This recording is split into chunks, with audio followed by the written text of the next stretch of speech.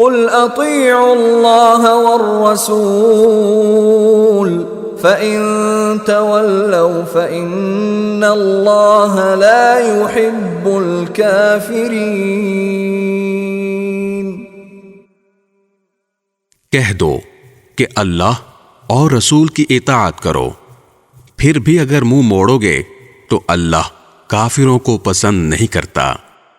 ان اللہ اصطفى آدم ونوحا وآل ابراہیم وآل عمران علی العالمین۔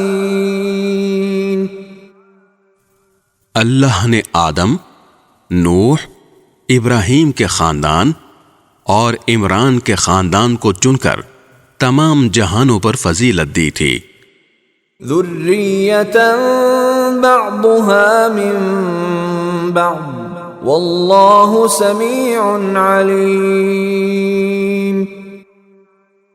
یہ ایسی نسل تھی جس کے افراد نیکی اور اخلاص میں ایک دوسرے سے ملتے جلتے تھے، اور اللہ ہر ایک کی بات سننے والا ہے، ہر چیز کا علم رکھتا ہے۔ اذ قالت امرأة عمران رب انی نذرت لك ما في بطنی محررا فتقبل منی انك انت السمیع العلیم۔